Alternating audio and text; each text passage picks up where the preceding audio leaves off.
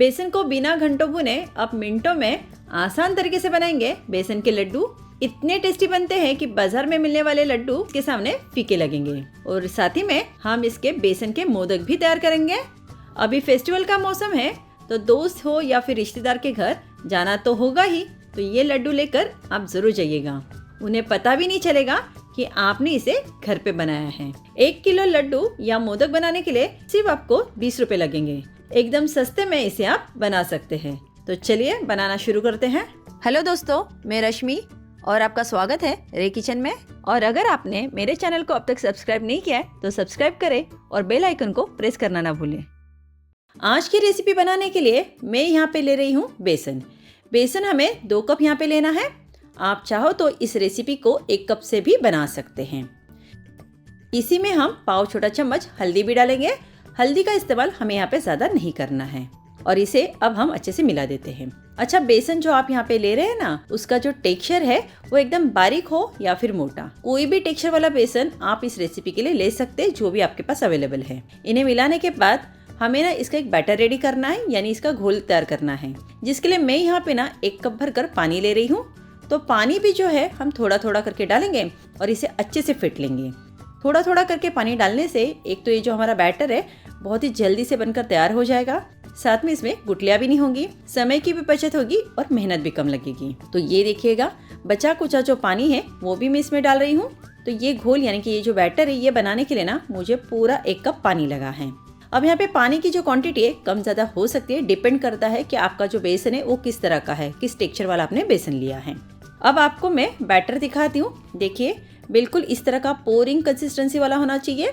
इस तरह से रिबन की तरह ये गिरना चाहिए। मैं आपको और एक तरीका बताती हूँ जिससे आपको पता चल जाएगा कि आपका जो बैटर है वो एकदम परफेक्ट बना है कि नहीं। चम्मच के बैक साइड पे बस इस तरह से एक लकीर खींच लीजिएगा। ये देखिए, ये बिल्कुल भी आपस में जुड़ नहीं रही है, यानी जो हमने बैटर बनाया है वो एकदम परफेक्ट है। तो ना ज्यादा गाढ़ा और ना जरूरत से ज्यादा पतला। तो इस तरह रिबन की तरह गिरे वैसा बैटर हम यहाँ पे बनाकर तैयार करेंगे। अब यहाँ पे मैंने ना इस तरह का स्टील का ग्लास लिया है जिसमें हम पानी पीते हैं, और इस तरह का ग्लास हम सभी के घर पे होता ही है। तो ये जो बैटर हमने बनाकर रखा है ना, इसे हम इस ग्लास में डाल देते हैं।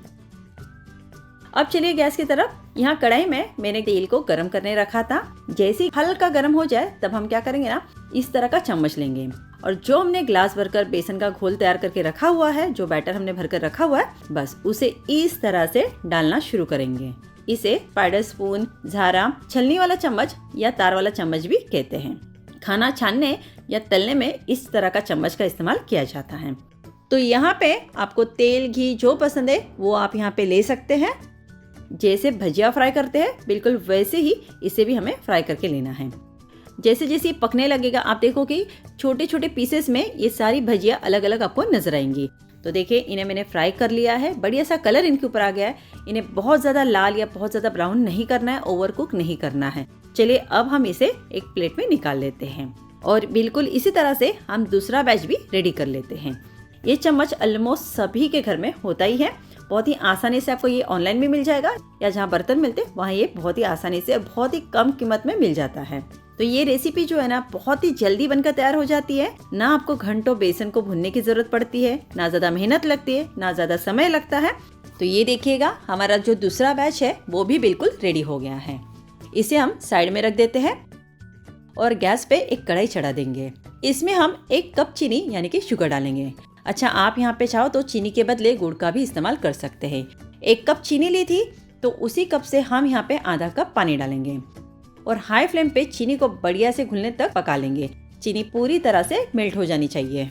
जब तक चीनी मेल्ट हो रही है, हमने जो बेसन फ्राई करके रखा है उसे भी चेक कर लेते हैं। तो देखिए, अब ये हल्का ठंडा हो चुका है। देखिए कितना बढ़िया लग रहा है ना, बिल्कुल भी ये ऑयली नहीं लग रहा है। कलर भी देखिएगा कितना प्यारा लग रहा है ना। अब इन्हें हम क्या करेंगे ना, इसे हमें पीस कर लेना है। मैं ना इसे 2 बैच में पीस कर लेने वाली हूँ। तो इसे पीसते समय इसमें कुछ भी हमें अलग से डालना नहीं है, ना दूध, ना पानी, ना कुछ। अच्छा, जितना बारीक हो सके उतना आप इसे पीस के लीजिएगा। तो ये देखिए, बारीक सा मैंने इसे पीस कर तैयार कर लिया है। तो इसे हम थाली में निकाल लेते हैं और दूसरा बैच भी इसी तरह से पीस कर तैयार कर लेते हैं। अगर आपने जाड़ा वाला बेसन भी लिया होगा ना तब भी चलेगा, क्योंकि आखिर में देखिए इसे पीसना ही है। तो बेसन का टेक्सचर कैसा भी हो कोई बात नहीं, आखिर में ये पीसी जाएगा। तो ये देखिएगा, बिना कुछ डाले बहुत ही आसानी से ये पीस कर तैयार हो गया है। और अगर इस तरह से हम हाथों में लेते तो आप देख सकते हैं बड़ी आसानी से ये बाइंड भी हो रहे हैं। तो चलिए, ये तो पीसने का काम हमारा हो चुका है।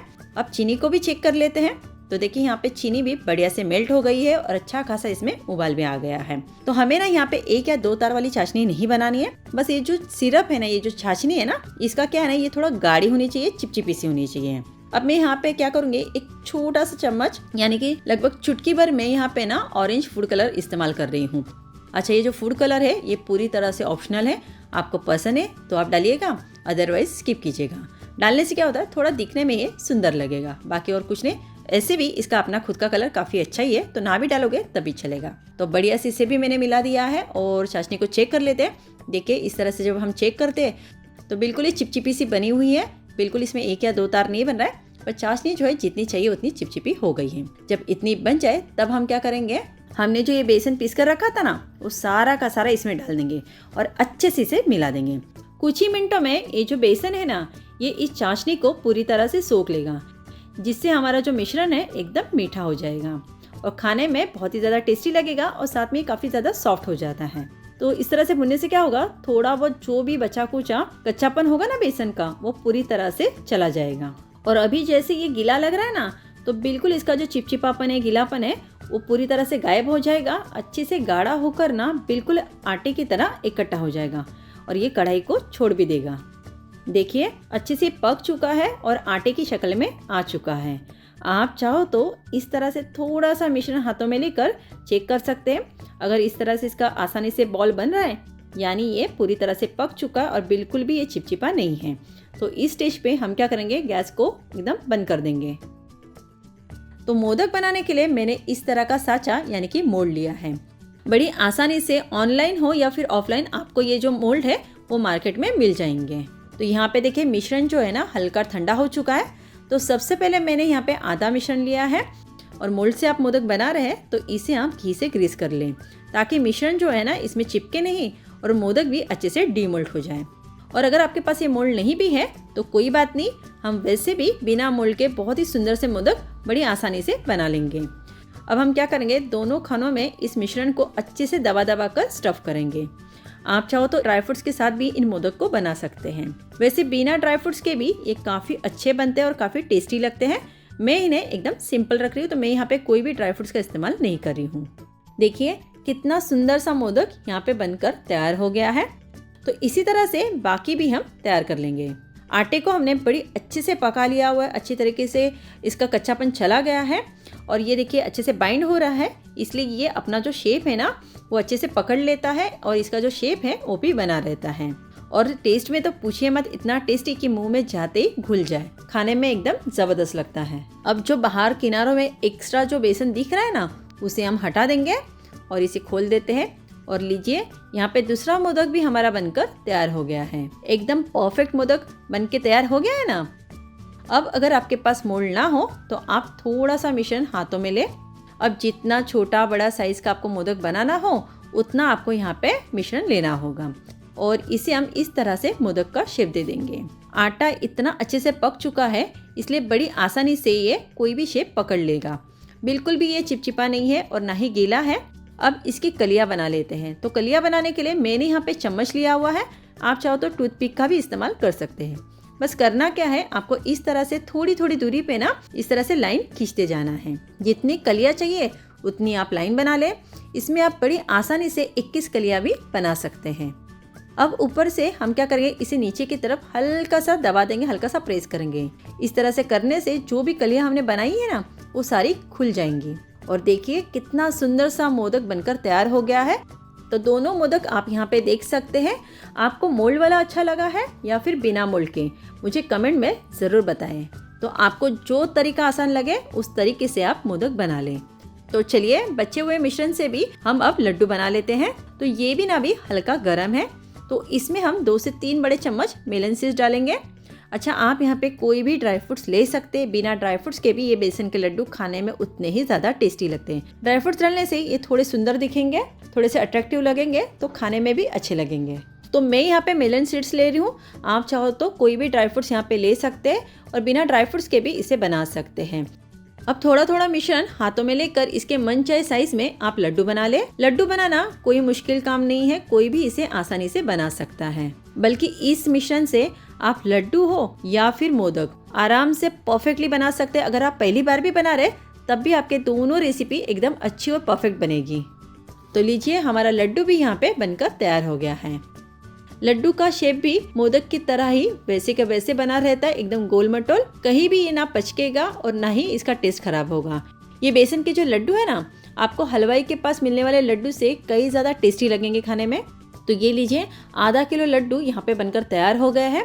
आप चाहो तो इस तरह के कोई भी मिठाई के डिब्बे में भरकर रिश्तेदारों के पास जा रहे हो, दोस्तों के घर जा रहे हो तो साथ में ले जा सकते हैं। कोई भी यकीन नहीं करेगा कि इन्हें आपने घर पे बनाया है। यहाँ पे मोदक भी हमारे बनकर तैयार हो गए हैं। तो ये भी आधा किलो के इतने मोदक बने हुए हैं। आप इन्हें प्रसाद की तरह भी दे सकते हैं, बापा को भोग लगा सकते हैं। तो इस फेस्टिवल आप भी इस मोदक और लड्डू को घर पे ज़रूर बनाएं। बहुत ही आसान सी रेसिपी है, बहुत ज़्यादा वक्त भी नहीं लगता है, ज़्यादा समय नहीं लगता है, कम मेहनत में बनने वाली झटपट रेसिपी है। यकीन मानिए, एक बार आप इसे बना लेंगे, घर वाले इसे खाएंगे ना तो आपकी तारीफ करते नहीं रुकेंगे। ये 15 दिन तक बहुत ही अच्छे से रहते हैं, बिल्कुल भी खराब नहीं होते। आपको इसे फ्रिज में रखने की भी कोई ज़रूरत नहीं है। तो आप इसे बनाएं, खाए, खिलाएं और बताएं कैसे बनी थी। अगर आपको मेरी ये रेसिपी इंटरेस्टिंग लगी है तो मुझे लाइक और सब्सक्राइब करके सपोर्ट ज़रूर करें और अपने दोस्तों में इस रेसिपी को शेयर करना ना भूलें।